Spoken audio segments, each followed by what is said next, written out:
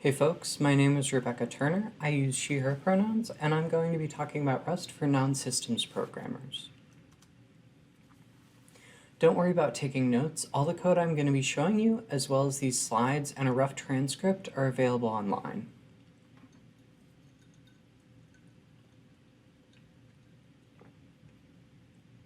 And I'm going to wait a little bit so people can copy down these links.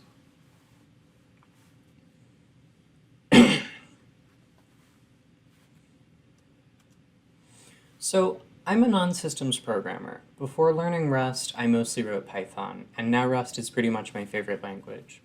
But if you looked at the rustlang.org website before 2019, that might not make a lot of sense to you. Here's the rustlang.org website at the end of 2018, right before they rolled out the new site. The headline emphasizes systems programming, speed, and memory safety, all things I don't directly care about that much. And here's the new website today in mid-2020. Now Rust is about empowering everyone to build reliable and efficient software, and the website focuses on reliability and productivity. But a lot of the documentation has lagged behind and still assumes that new Rust programmers already know C++ or something similar. That made it really hard for me to learn Rust. I've never really understood memory management, so a lot of the documentation was pretty inaccessible for me. I want to talk about how we can use Rust as non-systems programmers without getting too bogged down into the details of optimization and memory management.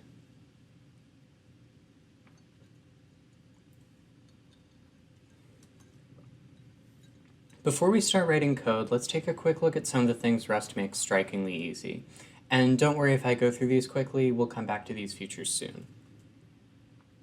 Rust can do command line argument parsing generated from a type definition, with automatic typo correction while generating tab completion scripts and man pages at compile time. Rust can give great error reports for complex errors while automatically deserializing JSON to a custom type. And Rust can output fancy test diffs with a one-line import that integrates with the default test framework. Rust can do a whole lot more too, but I don't want to just list random Rust features for 30 minutes. When I was learning Rust, a process that had 3 or 4 false starts since about 2016, I kept getting halfway through writing a program before I'd get stuck on a compiler error I couldn't figure out. So we're going to write a non-trivial Rust program together and see how we can solve a lot of common problems in a Rusty way without worrying about the finer details that I have a hard time understanding. There's a lot of Rust features and tools that aren't important to me as a Python programmer, and I'm going to pretty much skip over those entirely. We're not going to optimize anything because the totally naive program we're going to write takes 1/10 of a second to run, and almost all that time is spent waiting on some network requests. We're not going to talk about macros or a lot of the fancy type system features Rust has, or pointers. I'm not even going to say the words heap or stack or allocate. If it wouldn't matter in Python or JavaScript or Ruby, it wouldn't matter here. I have ADHD, and it varies from person to person, but one area I really struggle with is working memory, which is roughly how much information you can hold in your head at once. And as an engineer, that means that I can't hold much of the program concept in my mind while I work. It's really important that I have a powerful compiler, linters, and tests, because otherwise I have no way of knowing that the program's correct. Type annotations and autocompletion aren't optional niceties for me. It's essential that my tools tell me which operations are supported on which variables, because otherwise I have to look them up nearly every time. Rust really shines in all these areas. I work with my compiler to check my work, and it helps me feel a lot more confident that my programs do what I think they do. Before we start looking at code, I want to point out a few of the tools that make writing Rust easy and fun. We have RustDoc, which compiles doc comments written in Markdown to web pages, complete with search, links, and more. We also have MDBook for writing longer-form narrative-style documentation. MDBook was created to write the Rust book, the main source of Rust documentation. We have 2 very good language servers for autocompletion, definition jumping, quick fixes, and more. RLS is distributed with Rust itself, and Rust Analyzer is a community project. And we also have Cargo. a package manager and build system integrating with the crates.io package repository that handles everything from dependency resolution to building documentation, running tests, and benchmarking. Here's the generated documentation for the RAND crate, which you can find at docs.rs/rand. When we open it up, we can see the overview they wrote, and we can even search the crate's items with keyboard shortcuts. If we click on the thread_rng function, we get to this definition. If we click on that return type there, we can check out the documentation for thread_rng. We see a description, and if we scroll down a bit, we can see the traits thread_rng implements, and we'll come back to what a trait is soon.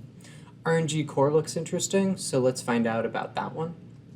We see a description at first, and then if we scroll down, we can see the required methods and their documentation.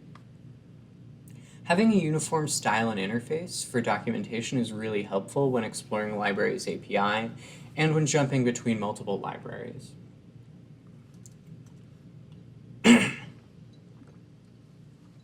Here's a pretty simple Rust program, just to show off a bit of syntax. The use statement imports names from libraries. : is used as a path separator and namespacing operator. Next, we define a function with the fn keyword. The function named main is the entry point. We call the var function in the env module and assign the value it returns to user. Rust figures out the type for us. And var is a result, or returns a result, so we have to unwrap it, which will crash if there's an error. We'll talk about what all that means in a minute. And next we have an if statement, which has braces but no parentheses. Note that we're comparing strings with equals equals, so we have operator overloading. And then we have this print line macro. The exclamation mark at the end of the name means it's a macro, and the string literal there is actually turned into a series of formatting instructions at compile time. And the compiler checks that we have enough arguments and that they're the right type. We can run cargo build to compile the program, and then we can run it, and it does what we expect.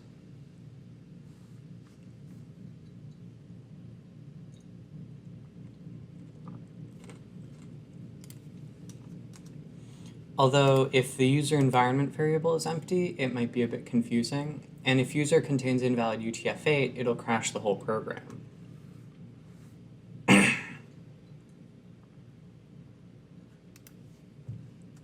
So, this type that var and var returns is result, which is an enum, which means it's a type that can be one of a number of different things. It's also a generic type, so we can pick any two types T and E and use a result type, which can either be an OK variant containing a T value or an error variant containing an E value. One way we can deal with that error is by matching on it, which is a bit like an isInstance check. Here we'll just handle an error by printing a simple message. So if we have an OK value, we take that and run our logic from before, and if we have an error value, we throw it away using the underscore as a placeholder or wildcard, and just print that little message. So now when we run our program with invalid data, we print an error message instead of crashing. We'll talk about some other ways to handle errors as we go, but for the definitive rundown, check out Jane Ludsby's talk, Error Handling Isn't All About Errors. But this talk is about Rust value as a practical programming language, which means doing a lot more than writing hello worlds. So let's write a program in Rust and explore some of the ways the language helps us out. I have this receipt printer hooked up to my computer, and it's super fun to play with. There's no ink, so paper is incredibly cheap, and they're designed for restaurants and retail, so they're incredibly durable. I always forget to check the weather in the morning, so I want to write a program I can set to run before I wake up that tells me the weather and how it'll feel compared to the previous day.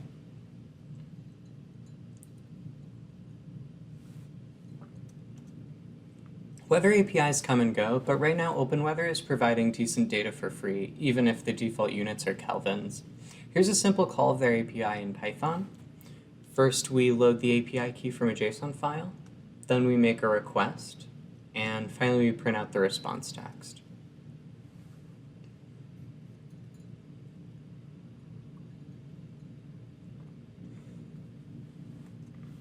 When we run it, we get a minified JSON blob as output. So let's work on recreating this in Rust. Here's a start at a line-by-line conversion of that program. First, we're using the include stir macro, which actually reads a file as UTF-8 at compile time. We'll work on opening files in a bit, but this works well enough for now. Next, we're going to use the SERDI JSON crate to parse that string into a JSON value. And then we get the API key out of the object as a string. Each time we assert something about the type of a value in this object, we need to unwrap it, because we might not have a value of the type we want. So we need to deal with that somehow. Note that this isn't entirely unique to Rust, though. Our Python program would also crash if API key obj wasn't a JSON object, or if it didn't have a key named API key, or if the value of that key wasn't a string. But Rust makes us be explicit about all these assumptions that we're making. That's not necessarily a bad thing. It helps us figure out where errors could happen, but it is awfully verbose and painful to write like this. But we do have a better way. Here we're declaring a struct, which is roughly a class in the sense of a blob of data with named fields and methods, and then we're deriving some traits for it. So what's a trait?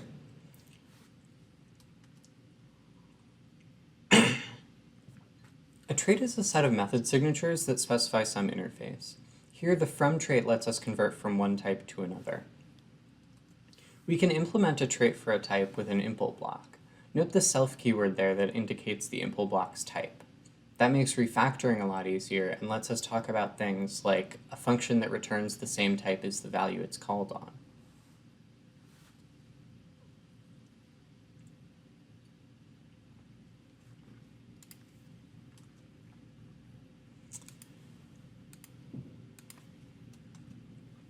Rust lets us do a lot of funky things with traits, and particularly traits with generic types like these. Here's the into trait, which is from in the other direction. We can implement into u for all types t as long as u implements from of t. The implementation is pretty simple if you can wrap your head around that. We call use from method. And that's pretty magical. We only have to implement one of into or from, and we get the other trait for free. So if we have this implementation from string for open weather config, we can use the into method on the string type to convert to an open weather config object. But about that toOwned call there, what's the deal? Shouldn't a string literal already be a string without calling another method?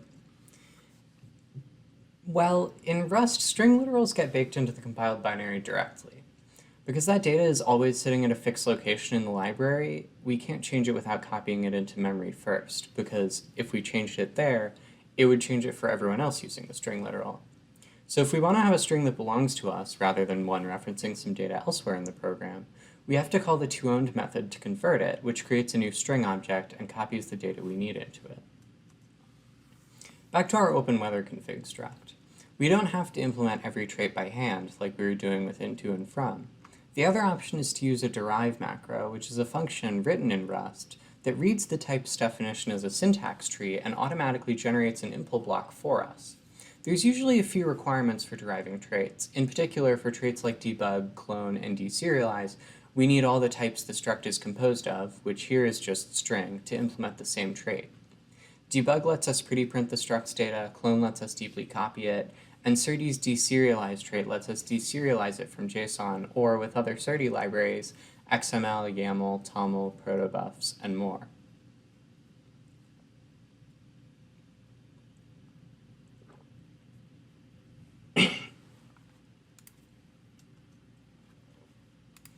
Here's what deserializing to a value looks like. Note that we don't need to explicitly construct our open weather config object. That, along with parsing the JSON, matching up keys to fields, and recursively constructing other deserializable values, is handled by SERDI and SERDI JSON. Now, when we run this, we get some nice pretty printed debug output by default. That's not my actual API key, by the way, don't worry. The next change I want to make is adding struct opt, which generates a command line interface from a struct definition. Instead of declaring all our arguments as strings and pulling them out of an untyped hash map, we just declare them as struct fields, which means we get things like autocompletion for our command line options, along with bonuses like detecting that option fields aren't mandatory and vec fields can have multiple values.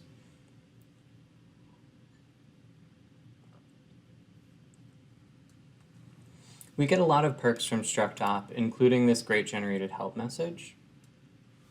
And we even get help with typos by default. The next thing I want to do is add some error reporting, so we don't have to unwrap everything and cause panics when something fails. The error crate by Jane Ledsby gives us the beautifully formatted error messages I showed off at the beginning of the talk, and has a lot of other functionality we won't explore here. Now, we can handle errors with the question mark operator, which is a pretty simple but important bit of syntax sugar. The question marks are transformed into roughly these match statements. If we have an OK value, we take that value and use it. Otherwise, we return the error value from the whole function. We just bubble up the error to the caller. It's a little bit like throwing an exception, but we don't quit an arbitrary series of functions. We only go up one layer, and the type system doesn't let us ignore it.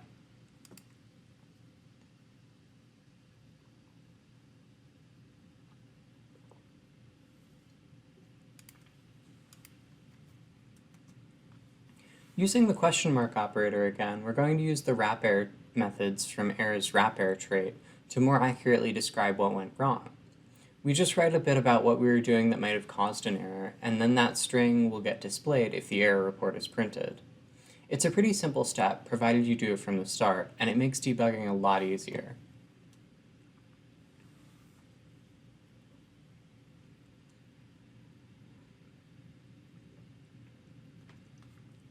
Here we can try to use a non-existent file or an invalid one as our config, and we can see the error messages we get. These are pretty simple on their own, but they're especially useful when we have a bunch of layers of error context to figure out what we did wrong. And unlike exceptions in a lot of languages, we don't just get an enormous unreadable stack trace by default. Now we're going to use the request library to make a simple call to the OpenWeather API. We create an HTTP client object called the get method with the endpoint URL, add some query parameters, and send the request off.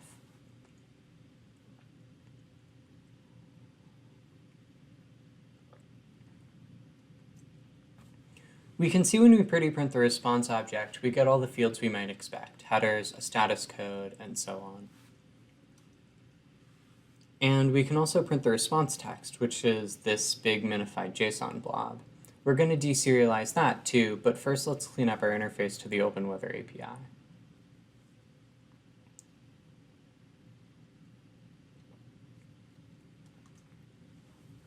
So let's unify our config file with the API client. Instead of passing an API key into every function call, we can keep it in the same struct that holds the request client.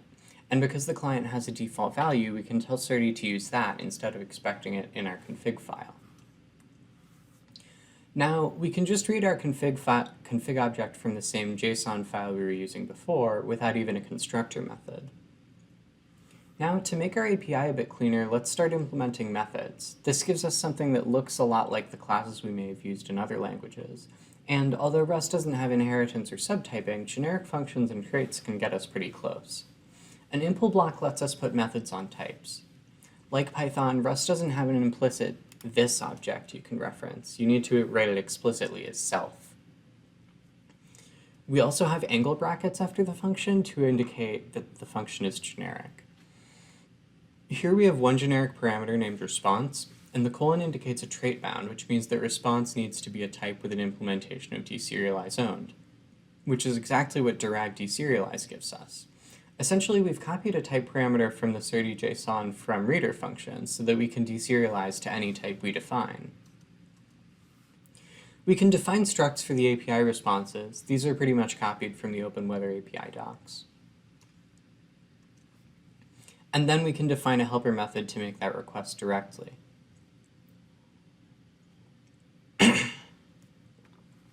Note that we don't need to annotate the generic types for the self.get call, although we can if we want. The compiler is smart enough to figure out what the type parameter needs to be from the return type of self.get on its own.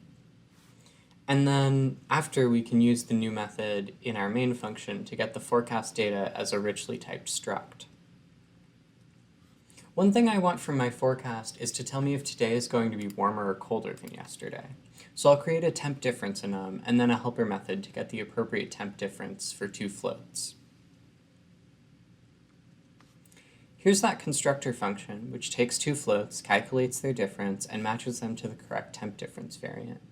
We're also adding conditional statements to the match patterns, which helps make it a bit clearer that we're determining which range the delta is in. I'm really bad at arithmetic stuff, so I want to write a few tests to make sure I got the subtraction order and everything right. First, we have this config test attribute, which means the entire test module is conditionally compiled, so our tests don't get lumped into our other builds. We have to import the functions and values from the parent module, that is, the rest of the file, explicitly. And then a test is just a function annotated with the test attribute. And finally, we can write asserts with the assert and assert-eq macros. We can run our tests to make sure that we've written everything correctly. And another little thing I like about Rust, the type system lets me describe and check a lot of my code before it compiles correctly, so I end up writing tests that crash and fail immediately a lot less often than I do in other languages, which is a big boost to my self-esteem. I also want to be able to state various things about a collection of temperatures, like their range and their average, so I'll have a stats struct that'll handle that computation, storing the minimum, maximum, average, and number of values. Let's implement the default trait for stats, which gives us a way to construct a default value for a type. It's like Go's concept of a zero value, but Rust doesn't require that every type implement default, because that's not always meaningful. For example, types like file handles don't have a reasonable default. We're picking infinity for the starting minimum value because every float is less than infinity, and negative infinity for max from the same reason. Note that we have associated constants for even our primitive types. In Rust, primitive types are treated just like any other type, as opposed with like Java, where we have to treat reference types and primitive types really differently. Now we can construct a stats object from an iterator of floats. We can start by initializing a mutable return value and a sum of the iterator's elements. They need to be mutable so that we can change their properties and values as we go on through this computation. Next, we take each value in the iterator and update the return value's minimum and maximum values, if applicable, as well as the element count and running total.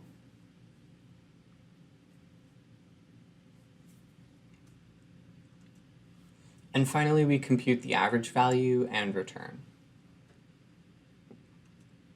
Then we can gather the temperatures for yesterday into a stats object. Note that because we're using lazy iterators, mapping each data point to the temperature it felt like doesn't require writing a whole new array. We just generate the data as we go, and there's no storage overhead. We can do the same thing with our forecast, making sure to limit the forecast to 24 hourly data points. And then we can get a temperature difference between the 2 days.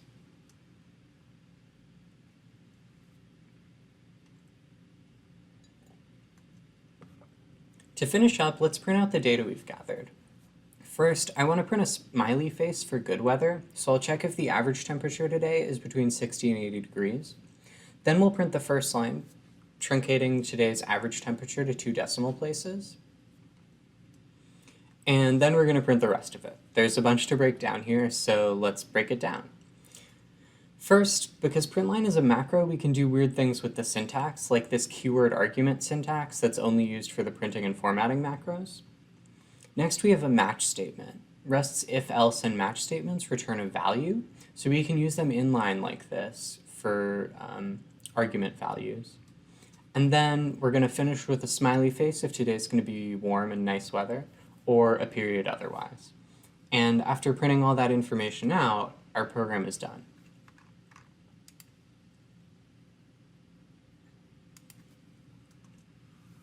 So building and running it, we can see what the final output looks like after I fix several issues with missing or superfluous white space. So now all we have left to do is print it out.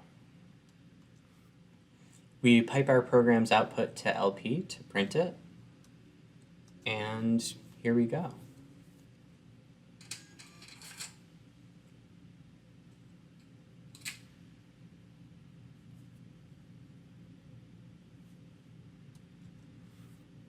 And there's the same receipt, a little bit bigger. And before I go, let me leave you with one last piece of advice. If you're writing a Rust program and you're trying to work with references and it's just not working, clone your data. Cloning can fix a lot of annoying problems, and it's rarely a performance issue when writing scripts or command line interfaces, particularly when compared with dynamic languages. But if you end up in those circumstances, you can always ask another Rust programmer for help. Our community is full of kind and helpful people willing to share a few minutes of their time to help fix errors you don't understand. I certainly couldn't have learned Rust on my own, and as long as you're respectful of your peers, we're all glad to help. Everything I talked about is just a tiny portion of what you can do with Rust and what Rust can do for you. There's so many features and tools I wanted to talk about that I didn't have time for. Things like adding methods to foreign types, type-safe numbers, unit conversions, and more. Thanks so much for listening, and I hope you do some amazing things with Rust. I'm Rebecca Turner, and this has been Rust for Non-Systems Programmers. Have a good one.